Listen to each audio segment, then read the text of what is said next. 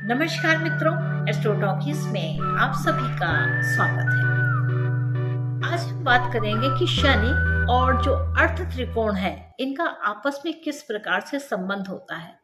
तो देखिए, जैसे शनि है यानी कि हमारे कर्म को दिखाने वाले जो प्लेनेट है, यानी कि हमारे कर्म को डिसाइड करते हैं। अब यह जो शनि है, मान लीजिए कि आपके चौथे भाव में स्थित है, तो इनका जो अर्थ त्रिकोण बनेगा वह क्या बनेगा। अर्थ त्रिकोण हो गया यानी कि जहां पर शनि है वहां से दूसरा भाव, जहां पर शनि है वहां से छठा भाव, जहां पे शनि है वहां से दसम भाव। तो इन जो अर्थ त्रिकोण के जो ये भाव हैं, इन भावों में ग्रहों का होना अति आवश्यक होगा, क्योंकि जो भी ग्रह होंगे वह आपको आपके करियर के लिए मदद करेंगे। तो शनि से दूसरे में कोई ना कोई ग्रह होना चाहिए, शनि से छठे भाव में कोई ना कोई ग्रह होना चाहिए, शनि से 10वें भाव में कोई ना कोई ग्रह अवश्य होना चाहिए, क्योंकि यह जो होते हैं ये आपके कार्य की दिशा को तय करते हैं।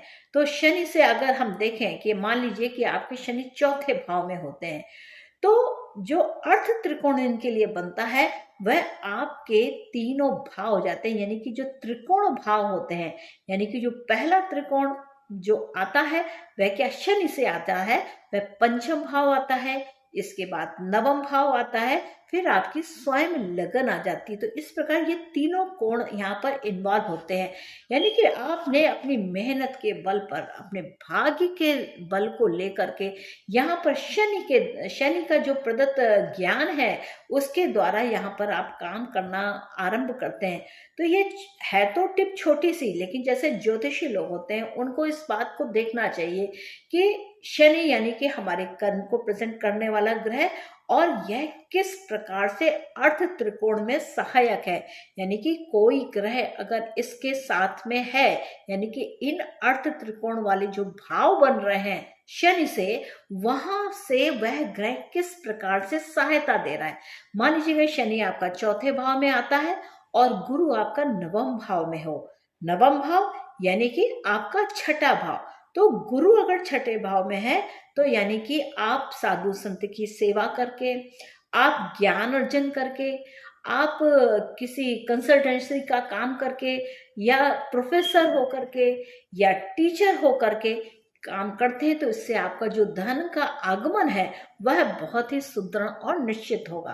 तो ये बहुत ही छोटी सी टिप है, लेकिन बहुत ही कारगर है। इसे आप अपनी कुंडली में देखें कि आपका शनि कहाँ है और वहां से आपका अर्थ त्रिकोण क्या भाव देता है। तो आप इस प्रकार से देखेंगे तो आपको अपने अपने कुंडली के कर्म की दिशा यहाँ पर निश्चित तौर से दिखाई देगी। तो यहाँ पर कुछ बेनिफिट का होना बहुत ही आवश्यक है। तो ये जो अर्थ त्रिकोण भाव है, यानी कि धन को देने वाले जो भाव बन रहे हैं, यानी कि कर्म के द्वारा धन अर्जन का जो भाव बन रहा है, उसमें कुछ ना कुछ ग्रह का होना अति आवश्यक है।